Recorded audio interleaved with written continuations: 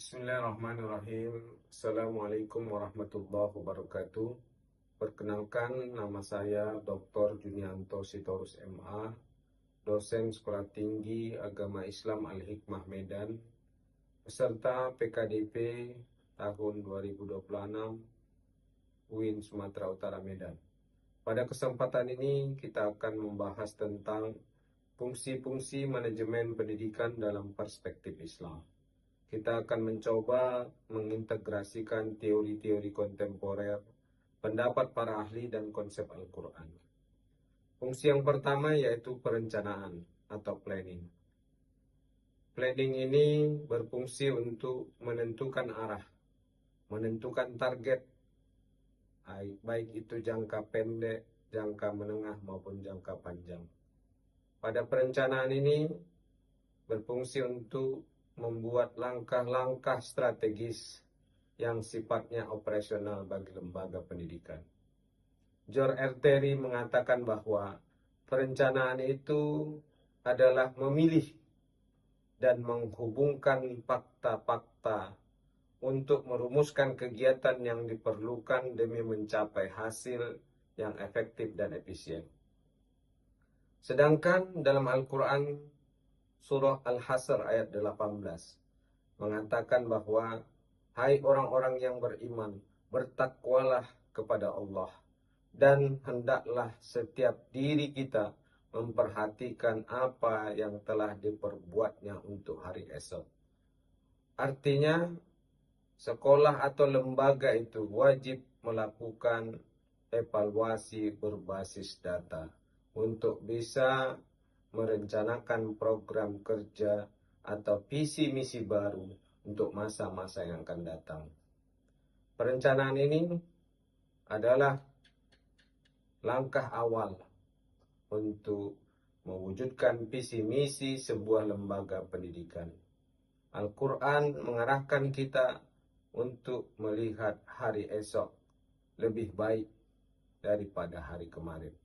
Al-Quran membimbing kita agar senantiasa bisa memperhatikan terhadap apa-apa yang kita lakukan yang lalu dan yang akan datang. Selanjutnya, setelah perencanaan, fungsi yang kedua adalah pengorganisasian. Ada sebuah lembaga pendidikan, pasti ada sebuah struktur, ada pembagian beban tugas, ada penentuan wewenang, dan ada penempatan. Dalam istilah the right man on the right place. Bahwa pendapat ahli mengatakan, yaitu Henry Fayol, mengorganisasikan berarti menyediakan segala hal yang berguna dan keberfungsian organisasi. Berarti dalam pengorganisasian itu, menurut Henry Fayol, harus menyediakan modal, harus menyediakan alat, dan harus menyediakan personil. Kita harus mampu berkolaborasi, membagi peran, membagi tugas, dan membagi tanggung jawab. Di dalam Al-Quran, Allah menjelaskan dalam surah Al-Imran ayat 103, dan berpegang teguhlah kamu pada tali agama Allah, dan janganlah bercerai-berai.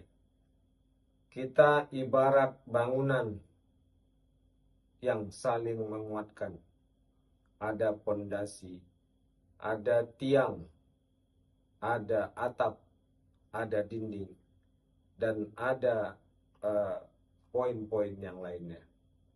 Pembagian kerja pada sebuah lembaga pendidikan harus rapi, harus adil, harus transparan, serta mengedepankan wa amruhum sura bainahum. Ada musyawarah, ada diskusi, sehingga peran-peran yang dilakukan bisa diselesaikan dengan tanggung jawab dan amanah. Selanjutnya, fungsi yang ketiga adalah pelaksanaan. Ketika perencanaan sudah jelas, pembagian tugas dan tanggung jawab terarah, maka dalam pelaksanaan kita bisa menggerakkan, kita bisa memotivasi dan memimpin seluruh sivitas akademik agar bekerja secara optimal dan terencana sesuai dengan perencanaan yang kita lakukan. Profesor Melayu SP Hasibuan mengatakan, actuating itu sebagai usaha mengarahkan semua bawahan agar mau bekerja sama secara efektif dan efisien. Dalam surah As-Saff ayat 4 dikatakan bahwa sesungguhnya Allah mencintai orang-orang yang berperang di jalannya dalam barisan yang teratur, seakan-akan mereka seperti satu bangunan yang tersusun kokoh. Bahwa kita disuruh untuk berpegang teguh, tidak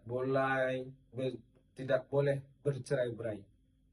Kita harus rapatkan barisan satu saf sehingga kita bisa melaksanakan kerja-kerja yang positif.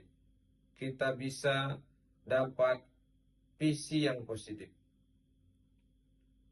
Pimpinan pada sebuah lembaga akan bertindak sebagai pimpinan yang memberikan contoh dan tauladan. Bukan sekedar memberi perintah, tapi memberikan contoh di depan.